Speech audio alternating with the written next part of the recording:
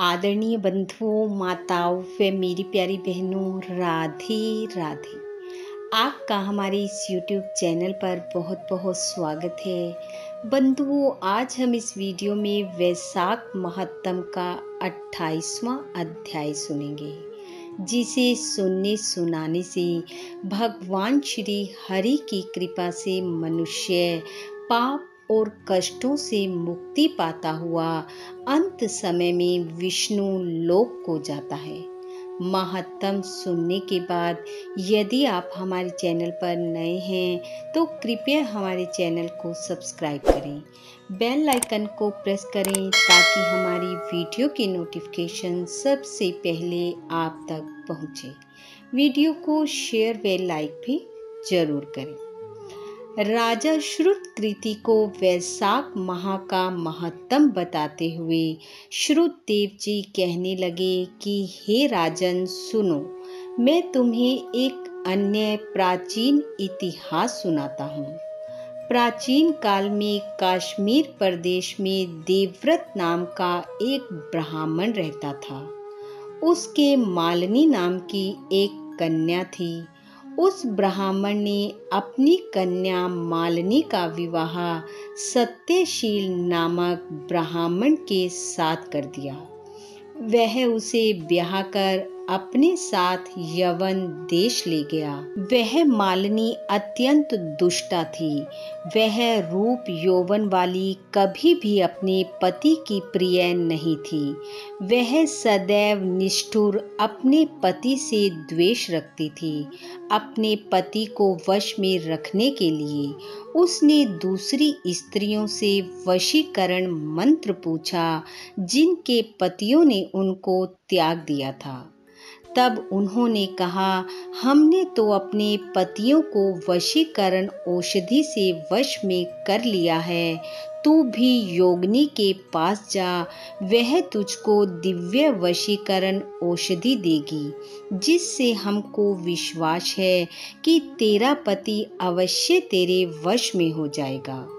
उनके कथन अनुसार वह योगिनी के मंदिर में गई, जहाँ पर कुटी में 100 स्तंभ बने हुए थे। इस प्रकार उस मालिनी ने वहां पहुंच मन को शोभ कराने वाले मंत्रों के लिए प्रार्थना की।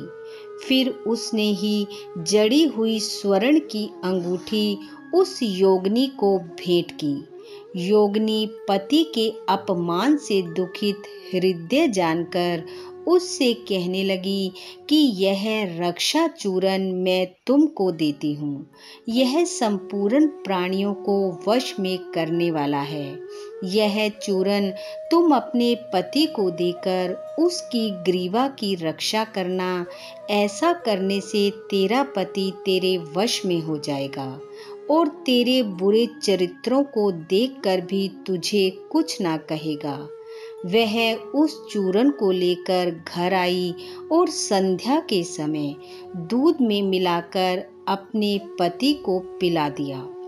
उस चूर्ण को पीने से उसके पति को क्षय रोग हो गया और वह दिनों दिन क्षयी होता चला गया। जब उसके पति की ऐसी दशा हो गई तो वह इच्छा पूर्वक विचरने लगी।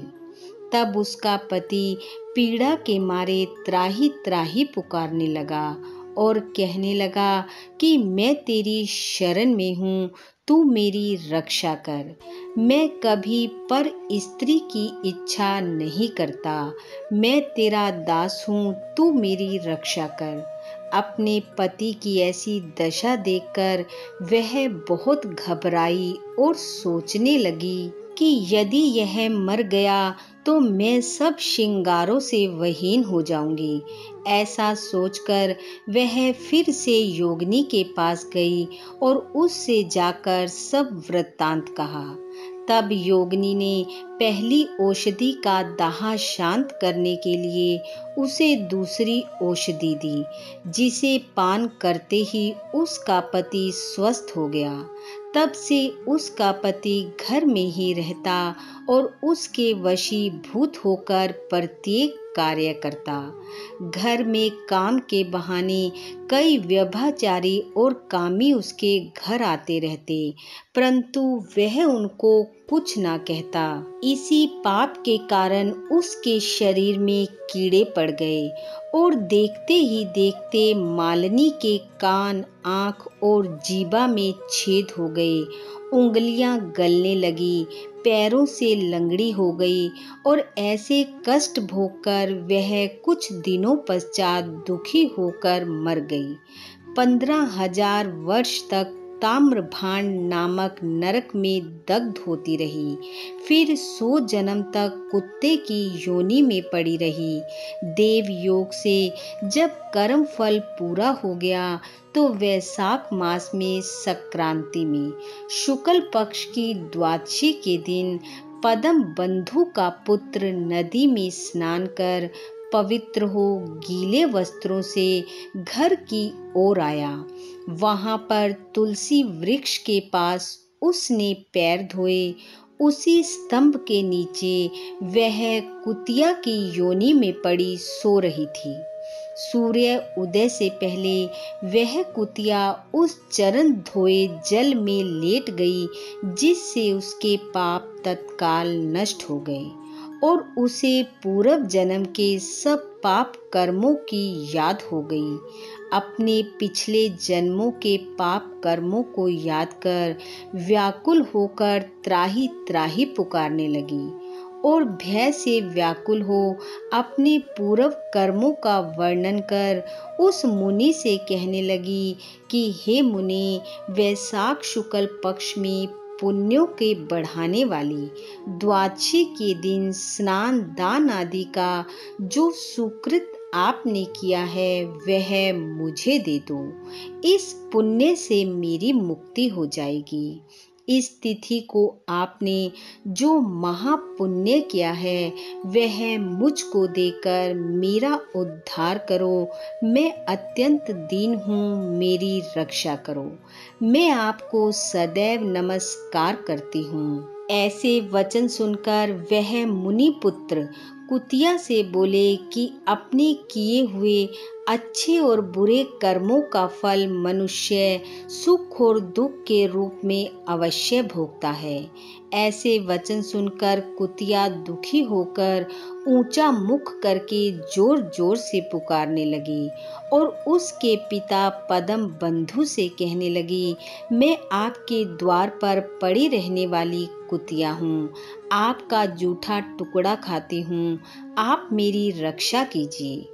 क्योंकि महात्मा गृहस्थियों का जो उनके द्वार पर उनकी शरण में पड़े रहते हैं, उनका उद्धार करना अपना परम कर्तव्य मानते हैं। अतः आप मुझ मूर्खा का उद्धार करो। ऐसे कुतिया के वचन सुनकर पदम बंधु घर के बाहर आया और पूछने लगा कि क्या बात है। तब उसके पुत्र ने सब कथा अपने पिता को कह सुनाई। पुत्र के वचन सुनकर वे हैरानी के साथ कहने लगे कि मेरा पुत्र होकर तूने यह क्या कहा। साधुओं को ऐसे वचन कहना उचित नहीं है। संपूर्ण प्राणी परोपकार के लिए ही हैं। अपनी आत्मा को सुख देने वाले पापी होते हैं। चंद्रमा, सूर्य, पवन, पृथ्वी, अग्नि, जल, चंदन, वृक्ष और महात्मा सभी परोपकार में लगे रहते हैं। दधीचि ऋषि ने दैत्यों को अति बलवान जानकर अपनी हड्डियां निकालकर देवताओं को दे दी थी। जब भूखे शैन ने कबूतर को पकड़ लिया तो राजा शिवी ने अपना मांस काट कर शैन को दिया था। जीमुत नामी राजा ने गरुड़ के लिए अपने प्राण दे दिए थे। इसलिए विद्वान ब्राह्मण को तो सब पर ही दया करनी चाहिए। जैसे कीचड़ में फंसी हुई गौ बाहर निकालते हैं, उसी प्रकार मैं भी बार बार प्रार्थना करती हुई इस कुतिया के दुख को अपने पुण्य के प्रभाव से अवश्य दूर करूंगा। इस प्रकार अपने पुत्र को समझाकर कुतिया से वह कहने लगा कि मैं तेरे निमित्त प्रतिज्ञा करता हूँ कि तू मेरे द्वादशी के पुण्य से पापों से छूटकर विष्णु लोक को चली जा।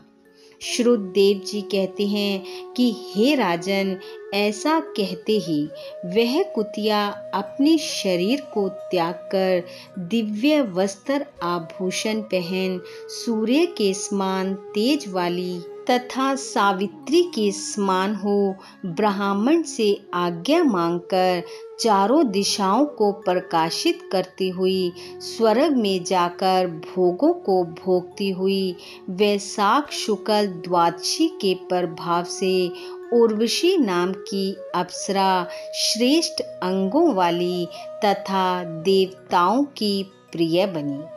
इति वैशाख महत्तम 28वां अध्याय समाप्त। बोलो विष्णु भगवान की जय। बंधुओं, भगवान श्री हरि की कृपा आप व आपके परिवार पर सदैव बनी रहे। आपका घर आंगन खुशियों से महकता रहे। इन्हीं शुभकामनाओं के साथ आप सबका बहुत बहुत धन्यवाद। राधे राधे।